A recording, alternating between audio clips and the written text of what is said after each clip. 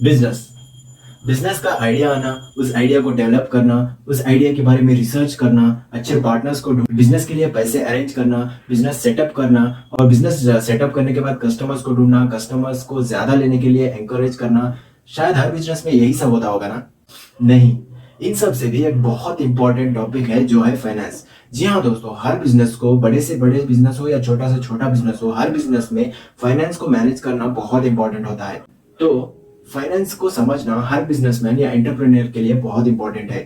तो आज हम इस बड़े फाइनेंस वाले टॉपिक से एक टॉपिक चुन रहे हैं, वो है रेवेन्यू। कि रेवेन्यू को कैसे बढ़ा सकते हैं। रेवेन्यू को बढ़ाने के 4 मेथड्स हैं। चाहे वो कोई भी बिजनेस हो, चाहे वो आपका रेस्टोरेंट बिजनेस हो, फूड बिजनेस हो, या फिर आपका क्लाउड किचन बिजनेस हो, या फिर कोई भी बिजनेस हो, आप अगर ये 4 मेथड्स को जान लेंगे तो आपका रेवेन्यू आप आराम से बढ़ा सकेंगे।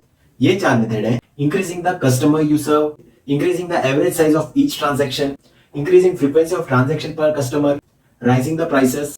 इमेजिन करिए कि आप एक रेस्टोरेंट चला रहे हैं और आपको उस रेस्टोरेंट का रेवेन्यू बढ़ाना है, या फिर आप एक क्लाउड किचन चला रहे हो और आपको उस क्लाउड किचन का रेवेन्यू बढ़ाना है। तो उसके लिए मैंने आपको पहले बताए हुए 4 मेथड्स को फॉलो करने से आपका रेवेन्यू बढ़ सकता है। उसमें से जो फर्स्ट स्ट्रेटेजी है वो है increasing the customer you serve, यानी कि आपको अपने कस्टमर्स बढ़ाने के लिए काम करना चाहिए। आपको अगर आपके कस्टमर्स को बढ़ाना है तो उसके लिए आपको मेन चाहिए पड़ेगा मार्केटिंग। जी हाँ दोस्तों, आपको अपने बिजनेस की मार्केटिंग करना बहुत इंपॉर्टेंट है, जो मैंने अपने प्रीवियस वीडियोस में भी बहुत अच्छे से बताया हुआ है। आप चाहे तो उसको चाहे जाके देख सकते हैं।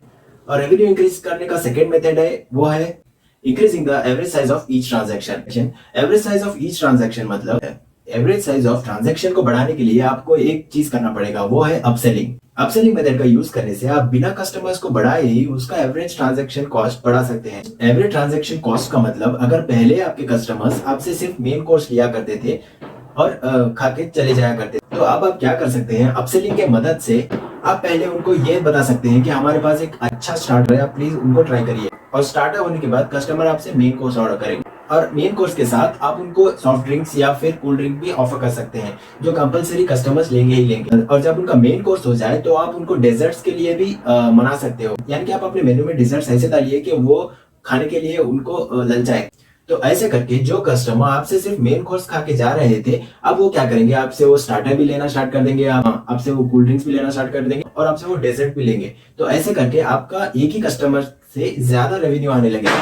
तो ये अपसेलिंग मेथड से आप अपना रेवेन्यू को बढ़ा सकते हैं। और अगर आपका रेस्टोरेंट नहीं है, आपका सिर्फ क्लाउड किचन है, आप क्या कर सकते हैं, आप मेन कोर्स के साथ आप कोल्ड ड्रिंक्स ऐड कर सकते हैं, आप डेजर्ट्स ऐड कर सकते हैं, या फिर आप स्टार्टर भी उनको सजेस्ट कर सकते हैं। या फिर आपने देखा होगा डोमिनोज और मैकडोनल्ड्स में वो क्या करते हैं, वो अपने एवरी प्रोडक्ट्स के साथ एक्स्ट्रा चीज या एक्स्ट्रा मेयोनीज ऐसा कुछ रखे होते हैं। तो आप भी ऐसा बिल्कुल कर सकते हैं। तो चलिए बढ़ते हैं नेक्स्ट रेवेन्यू इंक्रीजिंग मेथड पे, जो है increasing frequency of customer visit.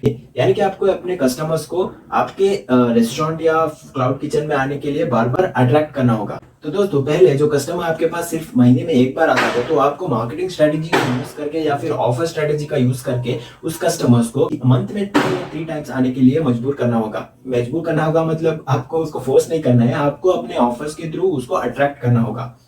तो ऐसे करके आप अपने रेवेन्यू को भी बढ़ा सकते हैं, यानी कि आपका कस्टमर विजिट को बढ़ा के आप अपने रेवेन्यू को बढ़ा सकते हैं। और नेक्स्ट फाइनल मेथड जो रेवेन्यू इंक्रीज के लिए बहुत इंपॉर्टेंट है, वो है आपके कॉस्ट को इंक्रीज करना। तो दोस्तों, आप कॉस्ट को डायरेक्टली इंक्रीज नहीं कर सकते, आपको उसके लिए अपनी क्वालिटी भी इंप्रूव करना बहुत इंपॉर्टेंट है। अगर आपने अपने प्रोडक्ट की क्वालिटी इंप्रूव कर दी तो आप कॉस्ट भी आराम से बढ़ा सकते हैं। और ये भी ध्यान रखिए कि आप अपने कॉम्पिटिटर्स से अपने कॉस्ट को कंपेयर कर ले, और अगर आपके प्रोडक्ट आपके कॉम्पिटिटर्स से क्वालिटी में बहुत ज्यादा अच्छा है तो आपको कॉस्ट बढ़ाने में कोई तकलीफ नहीं होगी, और कस्टमर्स को भी आपको उस प्रोडक्ट को लेने में तकलीफ नहीं होगी। और क्वालिटी इंप्रूव करके कॉस्ट को बढ़ाने का एक बेस्ट एग्जांपल है फेरारी। जी हाँ दोस्तों, फेरारी कार्स की लास्ट ईयर का सेल्स थी अराउंड 11,155 कार्स, और सिर्फ इतने ही कार्स बेच के उनका रेवेन्यू आया था अराउंड $4.3 बिलियन रुपीस। देखिए दोस्तों, सिर्फ इतने ही प्रोडक्ट बेच के उन्होंने $4.3 बिलियन रेवेन्यू कमा लिया। और वहीं अगर हम इंडिया के मारुति सुजुकी की बात करें तो उन्होंने अराउंड 16,52,000 और 653 कार्स को बेचा था, तब भी उनका रेवेन्यू है 8,37,981 मिलियन रुपीस। दोस्तों, मैं ये नहीं कह रहा कि मारुति सुजुकी का क्वालिटी उतनी अच्छी नहीं है, मैं ये कह रहा हूँ कि मारुति सुजुकी जो बेच रहा है वो कस्टमर्स है इकोनॉमी क्लास कस्टमर्स, और फेरारी जो बेच रहा है वो कस्टमर्स है सुपर रिच कस्टमर्स। और वो सुपर रिच कस्टमर्स वो प्रोडक्ट के लिए कैसे अट्रैक्ट हो रहे हैं, वो अट्रैक्ट हो रहे हैं उस प्रोडक्ट की क्वालिटी की ओर। तो देखिए दोस्तों, आप भी अपने प्रोडक्ट की क्वालिटी बढ़ा के आपकी कॉस्ट को आराम से बढ़ा सकते हैं। जिससे कि आपका रेवेन्यू, चाहे आपके कस्टमर्स थोड़े ही क्यों ना हो, आपका रेवेन्यू बहुत ही बढ़ जाएगा। तो देखिए सर, आप इन 4 मेथड्स का यूज करके अपने बिजनेस का रेवेन्यू बहुत ही ज्यादा बढ़ा सकते हैं। तो अगर आपको अपने मार्केटिंग के थ्रू आपके कस्टमर्स को बढ़ा के आपके रेवेन्यू को बढ़ाना है, तो उसके लिए मेरे लास्ट मार्केटिंग वीडियोस को देखना मत भूलिएगा, जो आपके मार्केटिंग वाले दिमाग को बहुत ही ज्यादा खोल देंगे, जिससे आपको कस्टमर्स को अट्रैक्ट करने में बहुत ही ज्यादा मदद मिलेगी। तो मेरे पहले वाले मार्केटिंग वीडियोस को जरूर देखिएगा, जो आई बटन को क्लिक करने से आपको मिल जाएंगे। तो आज के लिए बस इतना ही। अगर आपको मेरा ये वीडियो वैल्यूएबल लगे तो शेयर, लाइक एंड कमेंट करना मत भूलिएगा। Thank you for watching. फिर मिलते हैं।